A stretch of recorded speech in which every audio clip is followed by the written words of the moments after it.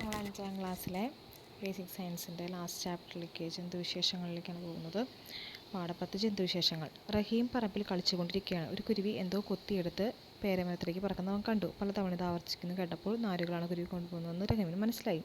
എന്തിനാണ് ഉമ്മ കുരുവി നാരുകൾ കൊത്തിക്കൊണ്ട് പോകുന്നത്? മുട്ടയിടാൻ വേണ്ടി കൂടുണ്ടാക്കാനുള്ള ഒരുക്കത്തിലാണ് കുരുവി. നീ അതിനെ ശല്യപ്പെടുത്തരുത്. കൂട് പൂർത്തിയായി മുട്ടയിട്ട് കുഞ്ഞുങ്ങൾ വിരിയുന്നത് വരെ നമുക്ക് അവയെ ബൈനോക്കുലർ ഉപയോഗിച്ച് നിരീക്ഷിക്കാം. കുറിഞ്ഞു പൂച്ചയ്ക്ക് കുഞ്ഞുങ്ങളുണ്ടായത് മുട്ടയിടിഞ്ഞല്ലോ. റഹീമിന് സംശയമായി. എല്ലാ ജീവികളും മുട്ടയിടുകയല്ലേ ചെയ്യുന്നത്? പട്ടിയും പൂച്ചയും പ്രസവിക്കുകയാണ് ചെയ്യുന്നത്. അപ്പോൾ ചില ചിത്രങ്ങൾ കൊടുത്തിട്ടുണ്ട്. അതിൽ മുട്ടയിടുന്ന ജീവികളെ ചേർത്ത് പട്ടിക വിപുലീകരിക്കുക. അപ്പോൾ എലി, അതുപോലെ മയിൽ മുട്ടയിടും. പക്ഷികളൊക്കെ സാധാരണ മുട്ടയിടുകയാണ് ചെയ്യുന്നത്. പിന്നെ അതുപോലെ തന്നെ വവ്വാല്, അതായത് അത് പറക്കുന്ന സസ്തനി എന്നറിയപ്പെടുന്ന. ഇതിനായി പക്ഷികളെല്ലാം മുട്ടയിടുന്നവയല്ലേ? മുട്ട വിരിയുന്നതിന് ചൂടാവശ്യമാണ്. ഇതിനായി മിക്കവാറും എല്ലാ പക്ഷികളും അടയിരിക്കുന്നു. എന്നാൽ കുയിലോ? കാക്കയുടെ കൂട്ടാണ് കുയിൽ മുട്ടയിടുന്നത്. കൃത്രിമ മാർഗ്ഗങ്ങളിലൂടെയും കോഴിയെ ഉപയോഗിച്ചാണ് നാം താറാവിൻ്റെ മുട്ടകൾ വിരിയിക്കുന്നത്. പലതരം പക്ഷികളുടെ അടയിരിപ്പ് കാലം വ്യത്യസ്തമാണ്. കോഴിക്ക് അടയിരിപ്പ് 21 ദിവസമാണ്. കോഴിയുടെ 21 ദിവസം, പ്രാവിൻ്റെ 14 ദിവസം, കുരുവി 14 ദിവസം. പ്രാവിൻ്റെയും കുരുവിയുടെയും സെയിമാണ്, 14 ദിവസമാണ്. കോഴിയുടെ 21 ദിവസം. ഒട്ടകപ്പക്ഷി 42 ദിവസം. ലവ് ബേർഡ്സിൻ്റെ 22 മുതൽ 25 ദിവസം വരെയാണ് അടയിരിപ്പ് കാലം. അപ്പോൾ കോഴിയുടെ 21 നമുക്കറിയാം, പ്രാവ് 14, കുരുവി 14, ഒട്ടകപ്പക്ഷി 42, ഒട്ടകപ്പക്ഷി 42, ലവ് ബേർഡ്സ് 22 25 വരെ. പക്ഷിലോകത്തിൻ്റെ ഒരു കൗതുകങ്ങൾ നിരീക്ഷണത്തിലൂടെ കണ്ടെത്താം. എന്തെല്ലാം കാര്യങ്ങളാണ് നിരീക്ഷിക്കേണ്ടത്? നിറം, വലിപ്പം, ആകൃതി, ആഹാരവും ആഹാര സമ്പാദന രീതിയും, കൊക്കിൻ്റെ കാലിൻ്റെ പ്രത്യേകതകൾ, തൂവലയുടെ പ്രത്യേകത, പറക്കുന്ന രീതി, ശബ്ദവും കൂടുകൾ കാണപ്പെടുന്ന സ്ഥലം. ഇനി പക്ഷി നിരീക്ഷണം എങ്ങനെയാണ്? അത് രാവിലെയും വൈകുന്നേരം പക്ഷി നിരീക്ഷിക്കുന്നത് ഭയങ്കര അനുയോജ്യമായ സമയം. ഒച്ചയോ അനക്കമോ ഇല്ലാതെ ദൂരെ നിന്ന് വേണം നിരീക്ഷിക്കാൻ. ഇതിന് ബൈനോക്കുലർ ഉപയോഗിക്കാം. പക്ഷികൾക്ക് ആവശ്യമായ ഭക്ഷണവും വെള്ളവും മരക്കൊമ്പ് തൂക്കിയിട്ട് ചിരട്ടകളിലൊക്കെ ഒരുക്കി വെച്ചിട്ട് പക്ഷികളെ പറമ്പിലേക്ക് ആകർഷിച്ച് നിരീക്ഷിക്കാം. ഞാൻ നിത്യേന കാണുന്ന പ്രാവ്, കാക്ക, മൈന, ചെമ്പോത്ത് അല്ലെങ്കിൽ ഉപ്പൻ എന്ന് പറയും, തത്ത, കൊറ്റി തുടങ്ങിയ പക്ഷികൾ നിരീക്ഷിച്ച വിവരങ്ങൾ ശാസ്ത്രപുസ്തകത്തിൽ ചേർക്കും. നാഗമോഹൻ എന്ന് പറഞ്ഞിട്ടുള്ള ഒരു പക്ഷിയാണ്. അതുപോലെ എരണ്ട, ചിലയിനം എരണ്ടകൾ, നാഗമോഹൻ, മണൽക്കുഴി എന്നിവ നമ്മുടെ പ്രദേശങ്ങളിൽ വിരുന്നുകാരായിട്ടാണ് എത്തുന്നത്. അപ്പോൾ അന്യദേശങ്ങളിൽ നിന്ന് അനുകൂല ജീവിത സാഹചര്യങ്ങൾ തേടി നമ്മുടെ നാട്ടിലെത്തുന്ന ദേശാടന പക്ഷികളാണ് ഇവ. ഇത് നാഗമോഹനും എരണ്ടയും. കേരളത്തിലെ കടലുണ്ടി, തട്ടേക്കാട്, കുമരകം തുടങ്ങിയ സ്ഥലങ്ങളിൽ ദേശാടന പക്ഷികൾ ധാരാളമായി വിരുന്നെത്തുന്ന പ്രദേശങ്ങളാണ്. അപ്പോൾ ഏതൊക്കെയാണ്?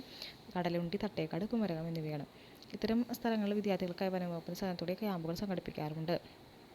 അധ്യാപകരുടെ സഹായത്തോടെ ഈ സൗകര്യങ്ങൾ ഉപയോഗപ്പെടുത്താൻ ശ്രമിക്കും. ഡോക്ടർ സലീം അലിയെ കുറിച്ച് നമുക്ക് നോക്കാം. ലോകപ്രസിദ്ധനായിട്ടുള്ള ഒരു പക്ഷി നിരീക്ഷകനായിരുന്നു ഡോക്ടർ സലീം അലി. അദ്ദേഹത്തിൻ്റെ ജന്മദിനമായ നവംബർ 12-നാണ് ദേശീയ പക്ഷി നിരീക്ഷണ ദിനമായി ആചരിക്കുന്നത്. Birds of India, birds of Kerala എന്നിവ അദ്ദേഹത്തിൻ്റെ പക്ഷി നിരീക്ഷണ ഗ്രന്ഥങ്ങളാണ്. അദ്ദേഹത്തിൻ്റെ ആത്മകഥയാണ് ഒരു കുരുവിയുടെ പതനം. അപ്പോൾ നവംബർ 12 ദേശീയ പക്ഷി നിരീക്ഷണ ദിനമായിട്ട് നമ്മൾ ആചരിക്കുന്നത്. അദ്ദേഹത്തിൻ്റെ ജന്മദിനമാണ് നവംബർ 12. ഇനി മുട്ടയിടുന്നവരുടെ ലോകം. പക്ഷികൾ മുട്ടയിട്ടാണ് വംശവർദ്ധന നടത്തുന്നത് എന്നറിയാമല്ലോ. പക്ഷികൾ മുട്ടയിട്ടാണോ? അതുപോലെ പക്ഷികൾ മാത്രമാണ് മുട്ടയിടുന്നത്. മുട്ടയിട്ട് വംശവർദ്ധന നടത്തുന്ന ജീവികളെ ഗ്രൂപ്പുകളാക്കും. ഉറുമ്പ്, പുൽച്ചാടി, ശലഭങ്ങൾ, വണ്ട്, ഈച്ച, മത്തി, അയല, വരാല്, മുഷി, ഗപ്പി, മുതല, പാമ്പ്, പല്ലി, അരണ, ഓന്ത്. ഇതിൽ ഓരോ ഗ്രൂപ്പിനും ഓരോ സവിശേഷതകളുണ്ട്. ഒന്നാമത്തെ ഗ്രൂപ്പിലെ പ്രാണികളെയാണ് ഉൾപ്പെടുത്തിക്കുന്നത്. മറ്റു ഗ്രൂപ്പിൽ ഏതൊക്കെയാണ്? മത്സ്യങ്ങളുണ്ട്. മൂന്നാമത്തെ ഗ്രൂപ്പിലെ ഉരഗങ്ങളാണ്. താഴെ കൊടുക്കുന്ന ചിത്രങ്ങൾ നോക്കൂ. കരയിലും വെള്ളത്തിലും ജീവിക്കാൻ കഴിയുന്ന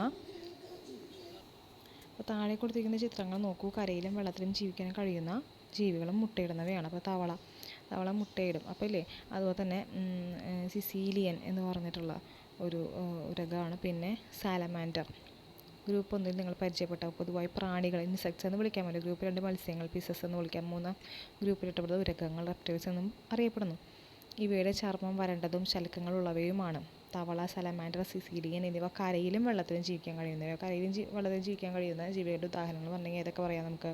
തവള, സിസീലിയൻ, പിന്നെ സലമാൻഡർ. ഇവയെ ഇങ്ങനെ നമുക്ക് വിശേഷിപ്പിക്കുന്നത് കരയിലും വെള്ളത്തിലും ജീവിക്കാൻ കഴിയുന്നവ ആംഫിബിയൻസ് അല്ലെങ്കിൽ ഉഭയജീവികൾ എന്ന് പറയും. മുട്ടയിടുന്നവരുടെ ലോകത്തിൽ ഏതെല്ലാം കൂട്ടങ്ങളുണ്ടെന്ന് എഴുതി നോക്കൂ. സാൽമൺ മത്സ്യത്തിൻ്റെ കഥ നമുക്ക് നോക്കാം. മുട്ടയിടാൻ വേണ്ടി ദീർഘദൂരം യാത്ര ചെയ്യുന്ന ഒരിനം മത്സ്യമാണ് സാൽമൺ. വേനൽക്കാലമാകുമ്പോൾ ഈ മത്സ്യങ്ങൾ പസഫിക് സമുദ്രത്തിൽ യാത്ര ആരംഭിക്കുന്നു. ഈ യാത്ര 2500 കിലോമീറ്റർ അകലെയുള്ള വടക്കേ അമേരിക്കൻ നദികളിലാണ് അവസാനിക്കുന്നത്. വെള്ളച്ചാട്ടങ്ങളും നദികളുടെ കുത്തൊഴുക്കും ഇവിടെ യാത്രയ്ക്ക് തടസ്സമാകുന്നില്ല. പ്രതിസന്ധികളെല്ലാം അതിജീവിച്ച് നദികളുടെ പ്രഭവ സ്ഥാനത്തെത്തി മുട്ടയിട്ട് കഴിയുന്നതോടെ അവ കൂട്ടത്തോടെ മണത്തട്ടകളിൽ ചത്തൊടുങ്ങുന്നു. പിന്നീട് മുട്ട വിരിഞ്ഞുണ്ടാകുന്ന കുഞ്ഞുങ്ങൾ സമുദ്രത്തിലേക്ക് തിരിച്ച് യാത്രയാകുന്നു. അപ്പോൾ സാൽമൺ മത്സ്യമാണ് കുറേ അധികം യാത്ര ചെയ്ത് മുട്ടയിടുന്നത്. ഓരോ വിഭാഗത്തിൽപ്പെട്ട ജീവികൾക്ക് കൂടുതൽ ഉദാഹരണം കണ്ടെത്തി ശാസ്ത്രത്തിൽ അതാണ് ചെയ്തത്. കോഴിമുട്ട വിരിഞ്ഞുണ്ടാകുന്ന കുഞ്ഞുങ്ങൾ മാതൃജീവികളെ പോലെ തന്നെയാണോ? എന്നാൽ തവളയുടെ മുട്ട വിരിഞ്ഞ് വരുന്ന കുഞ്ഞുങ്ങൾ തവളയെ പോലെയാണോ? ചിത്രം നിരീക്ഷിക്കൂ. എങ്ങനെയാണ് മുട്ട വിരിഞ്ഞ് വാലുമാക്കി ഉണ്ടാകുന്നു? അതിന് പല അതിന് വാലുകൾ പിന്നെ മെച്യൂരിറ്റി വരുമ്പോൾ എന്തുണ്ടാവുന്നു? വാലില്ലാണ്ടാവുന്നു. ഇപ്പോൾ തവളയുടെ രൂപാന്തരം നമ്മളുണ്ട്. രൂപാന്തരം എന്ന് വെച്ചാൽ എന്താണ്? ചില ജീവികളുടെ മുട്ട വിരിഞ്ഞുണ്ടാകുന്ന കുഞ്ഞുങ്ങൾ മാതൃജീവിയോട് സാദൃശ്യമില്ലാത്തവയാണ്. ഇവയെ ലാർവകൾ എന്നാണ് പറയുന്നത്. ലാർവാവസ്ഥയിലുള്ള കുഞ്ഞുങ്ങൾ വിവിധ വളർച്ചാഘട്ടത്തിലൂടെ കടന്നുപോയി മാതൃജീവിക്ക് സാദൃശ്യമുള്ള രൂപങ്ങളായി മാറുന്നതാണ് രൂപാന്തരം എന്ന് പറയുന്നത്. പൂമ്പാറ്റയുടെ മുട്ട വിരിഞ്ഞുണ്ടാകുന്ന കുഞ്ഞ് പുഴുവിനെ പോലെയാണ്. അപ്പോൾ പൂമ്പാറ്റയുടെ രൂപാന്തരത്തിൽ ലാർവ, പ്യൂപ്പ എന്നീ ഘട്ടങ്ങൾക്ക് ശേഷം ചിലപ്പോൾ ഉണ്ടാകുന്ന തേനീച്ച, പൂമ്പാറ്റ, തുമ്പി, കൊതുക്, ഈച്ച എന്നിവയുടെ രൂപാന്തരം നടക്കുന്നുണ്ട്. ഒരിനം തുമ്പിയുടെ ലാർവയാണ് എന്ത് വരുന്നത്? കുഴിയാന. പ്രാണികളിൽ ഏറ്റവും കൂടുതൽ രൂപാന്തരം കാണുന്നത്. അപ്പോൾ ഒരു കുഞ്ഞു മുട്ട പോയി ഞാൻ നശിപ്പിക്കില്ല. അപ്പോൾ വിരിഞ്ഞാലും മനോഹരമായ ജീവികളുണ്ടാക്കുന്നത്. അപ്പോൾ ചിത്രങ്ങളിൽ വിവിധ ശലഭങ്ങളെ അവരുടെ ലാർവകളെയും കണ്ടില്ലേ? ഇത് നശിപ്പിക്കാനുള്ള മിക്ക ഇലത്തീനി പുഴുക്കളും ഏതെങ്കിലും ശലഭങ്ങളുടെ കുഞ്ഞുങ്ങളാണ്. ഇതറിയാതെയാണ് എത്രയോ എണ്ണത്തെ മനുഷ്യർ നിത്യേന കൊന്നൊടുക്കുന്നത്. അറിഞ്ഞോ അറിയാതെയോ ചില ശലഭങ്ങളുടെ വംശനാശത്തിന് പോലും നമ്മൾ ഇടയാക്കുന്നുണ്ട്. പരിസ്ഥിതി ക്ലബിന് വിവിധ സ്കൂളിൽ ശലഭ സംരക്ഷണത്തിനായി ഒരു ശലഭോദ്യാനം നിർമ്മിക്കാം. ശലഭോദ്യാനം നമ്മുടെ നാട് സാധാരണയായി കണ്ടുവരുന്ന ചിത്രശലഭങ്ങളാണ് മഞ്ഞപ്പപ്പാത്തി, അതുപോലെ നാരകശലഭം, ഗരുഡശലഭം, കൃഷ്ണശലഭം തുടങ്ങിയവ. ഓരോ ശലഭവും ചില പ്രത്യേക ചെടികളിൽ മുട്ടയിടുന്നുണ്ട്. ഇത്തരം സസ്യങ്ങളെ നട്ടുവളർത്തി നമുക്ക് ശലഭങ്ങളെ മുട്ടയിടാനായി ആകർഷിക്കാം. എരുക്ക്, കറിവേപ്പില, നാരകം എന്നിവ ഇത്തരം സസ്യങ്ങൾക്ക് ഉദാഹരണമാണ്. സ്കൂളിൻ്റെ ഒരു ഭാഗത്ത് പൂച്ചെടികൾക്കൊപ്പം ഇത്തരം സസ്യങ്ങൾ കൂടി നട്ടുപിടിപ്പിക്കാം. അപ്പോൾ ഓക്കിശലഭം ഇങ്ങനെയാണ് ഇല പോലെയൊക്കെ കണ്ടേ. ഈ നാരകശലഭത്തിൻ്റെ പ്രത്യേകത നമ്മൾ കണ്ടു. മഞ്ഞപ്പപ്പാത്തി, കൃഷ്ണശലഭം, ഗരുഡശലഭം, അരളിശലഭം. ഗരുഡശലഭം കുറേ അധികം കാണുന്നുണ്ട്. ഇനി ധാരാളം പൂമ്പാറ്റകൾ ഈ തോട്ടത്തിൽ വിരിഞ്ഞെത്തും. ഒട്ടേറെ ശലഭങ്ങൾ ഇന്ന് വംശനാശ ഭീഷണി നേരിടുന്നത് പോലെ വംശനാശ ഭീഷണി നേരിടുന്ന മറ്റു ജീവിയാണ് കടലാമ. കടലാമകളെ നോക്കാം. കടലാമകൾ കരയിലേക്ക് കറി വന്ന് മതി കുഴിയുണ്ടാക്കി കടലാമകൾ മുട്ടയിടുന്നു. മനുഷ്യൻ്റെ ഇടപെടൽ മൂലം ഈ മുട്ടകൾ വൻതോതിൽ നാശം സംഭവിക്കുകയും കടലാമകൾ വംശനാശ ഭീഷണി നേടുകയും ചെയ്യുന്നു. ഇവയെ സംരക്ഷിക്കുന്നതിന് പല സന്നദ്ധ സംഘടനകൾ കേരളത്തിൽ പ്രവർത്തിക്കുന്നു. മലപ്പുറം ജില്ലയിൽ വള്ളിക്കുന്നിലെ മുതിയം കടൽ തീരത്താണ് കടലാമകളെ സംരക്ഷിച്ചത്. അപ്പോൾ എവിടെയാണ്? മലപ്പുറം ജില്ലയിലെ വള്ളിക്കുന്നിലെ മുതിയം കടൽ തീരത്ത് കടലാമകളെ സംരക്ഷിച്ചു പോകുന്നത്. പ്രസവിച്ച് പാവട്ടി വാർത്തയെ നമ്മൾ എന്ത് വിളിക്കും? സസ്തനികൾ എന്ന് വിളിക്കും. പൂച്ച, മുയൽ, പശു, ആട് തുടങ്ങിയ ജീവികൾ കുഞ്ഞുങ്ങളെ പ്രസവിച്ച് പാലൂട്ടി വളർത്തുന്നു. കുഞ്ഞുങ്ങളെ പ്രസവിച്ച് പാലൂട്ടി വളർത്തുന്ന ജീവികളാണ് സസ്തനികൾ അല്ലെങ്കിൽ മാമൽ. സസ്തനികൾക്ക് എന്തെല്ലാം ഉദാഹരണം കുറേയധികം നമുക്ക്. പറക്കുന്ന സസ്തനി എന്നറിയപ്പെടുന്നതാണ് നമ്മുടെ വവ്വാൽ. ചർമ്മബന്ധിതമായ മുൻകാലുകളാണ് ഇവയെ പറക്കാൻ സഹായിക്കുന്നത്. പക്ഷികളെ പോലെ തോന്നുമെങ്കിലും കുഞ്ഞുങ്ങളെ പ്രസവിച്ച് പാലൂട്ടി വളർത്തുന്നവയാണ്. നിങ്ങൾക്ക് പരിചിതമായ ജന്തുക്കളെ ദിവ്യ സസ്തനികളുടെ പട്ടിക തയ്യാറാക്കുക. ഇവയ്ക്ക് മേൽപ്പറഞ്ഞ സവിശേഷതകളുണ്ട്. ഇത് കുഞ്ഞുങ്ങളെ പ്രസവിച്ച് പാലൂട്ടി വളർത്തുന്നു. ശരീരത്തിൽ രോമങ്ങളുണ്ട്, ചെവിക്കൂടെയുണ്ട്. ഇനി സസ്തനികളിലും മുട്ടയിടുന്നവരുണ്ട്. പ്ലാറ്റിപ്പസും അതുപോലെ എക്കിഡ്ന.